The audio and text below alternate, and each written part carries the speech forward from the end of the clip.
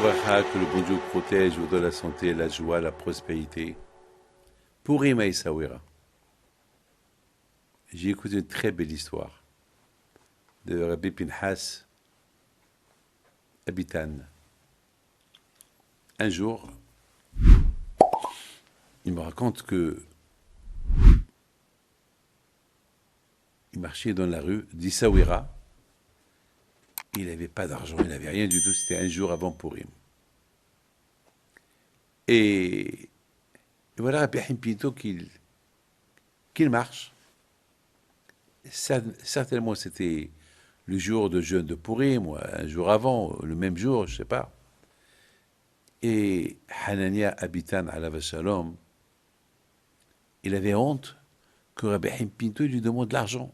Parce que Rabbi Haim Pinto alav shalom, il demandait de l'argent à tout le monde. Et le contraire, les gens, ils couraient derrière lui pour qu'il lui donne ce qu'il veut. Parce que c'était connu, celui qui donne l'argent à Rabbi Haim Pinto, il gagnait de l'argent. Donc tout le monde le cherchait pour lui donner. Et beaucoup de fois, il va demander à des gens qui n'ont pas d'argent.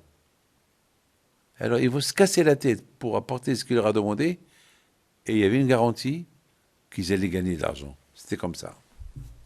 Mais le pauvre Hanani habitant, il avait honte. Qui va dire devant tout le monde, j'ai pas. Il s'est caché derrière une maison. Et Rabbi Haim Pinto, il marche, il s'arrête, et il dit, Hanania, sors de ta cachette. Hanania, il sort. Il avait les yeux bas. Il lui a dit, Rabbi Haim Pinto, je sais que tu n'as pas d'argent, mais je vais te faire de l'argent. Je te donne tant, tu vas acheter de la farine, et dis à ta femme qu'elle fait des galettes et des gâteaux, et qu'elle les vend demain au Mellah, qu'elle les vend au prix qu'elle veut.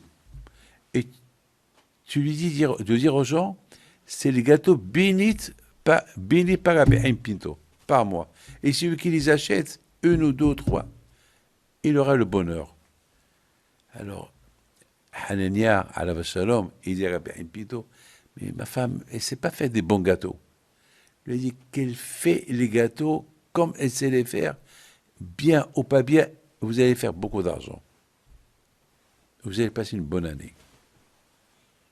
Laïmouna, Hanania Abitan, son fils Baruch Hashem Rabbi Pinhas, il prie avec nous à Natania Baruch Hashem, et il est un des responsables de la synagogue avec mon fils Rabbi Michael Pinto Shalita. Donc, il va chez sa femme, il lui amène des sacs de farine et de l'huile, du sucre. Elle lui dit, c'est quoi tout ça? Elle dit, Rabbi Haim Pinto m'a donné de l'argent. Il m'a dit que tu fais les gâteaux. Voilà, on les prend au four. Il y avait ce qu'on appelle, il y avait un four au Mellah, un four qui appartient à tout le monde. À l'époque, il n'y avait pas des fours qu'on a aujourd'hui dans les maisons. À l'époque, au Mellah, il y avait un ou deux fours pour tous les juifs du Mellah. Et il lui dit, mais attends, mais je ne sais pas faire des bons gâteaux. Rabbi Haim Pinto a dit, fais ce que tu sais faire. Et demain, c'est moi qui vais les vendre. Comment je vais faire, il faut faire autant que tu peux.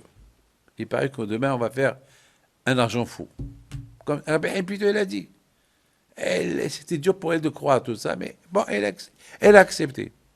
Elle a fait les gâteaux. Et son mari, il les prenait au four, il les ramène, et le lendemain, on met là, il prend une table, et elle a commencé à vendre les gâteaux de Rabbi Haim Pinto. Il s'est mis en face de la maison de Rabbi Haim Pinto. Et les gens qui passent, quoi, les gâteaux de Rabbi Haim? Oui, il a dit, ceux qui achètent une ou deux ou trois, il passera une bonne année. Et les gens s'arrachaient les gâteaux. Il y avait une queue. Entre-temps, il a acheté encore la famille à sa femme, et il a envoyé au four. Il a passé une journée, vendre toute la journée. Il a fait un bon paquet d'argent. Il a gagné, je crois, ce que personne n'a gagné. Maintenant, mes amis, il prend tout dans un petit sac. Et malheureusement, lorsqu'il est allé chez Rabbi Haim Pinto, le petit sac qu'il a attaché avec sa djellaba, il a glissé. Il arrive chez Rabbi Haim Pinto, il n'y a pas de sac. Il a commencé à pleurer. Rabbi, tout ce que j'ai travaillé, je l'ai perdu. Rabbi Haim Pinto le regarde. Il lui a dit alors, c'est une belle journée, hein? Où est Rabbi? Alors, va tel et tel endroit, là-bas, tu vas trouver ton sac. Mais Rabbi, là-bas, il y a un monde fou qui passe. Mais qui ne va pas le prendre? Il a dit, t'inquiète pas, je le surveille. Personne ne l'a pris. Va, tu vas le trouver. Il court à cet endroit. Il y avait des milliers de personnes qui passent. Et le sac, il était en plein route, en plein rue. Personne ne le voit. Et il le prend, il vient chez Rabbi Haim Pinto. Il dit, Rabbi, c'est à toi. Il a dit, non, moi je prends uniquement l'argent que je t'ai prêté. Ce que je t'ai prêté, je le reprends, le reste c'est à toi. Voilà, Baudaï, comment les gens, ils ont vécu avec leur émouna, avec Rabbi Haim Pinto. Ça, c'est l'histoire de Purim. Que le bon Dieu vous protège et vous donne tout ce que vous désirez. Amen.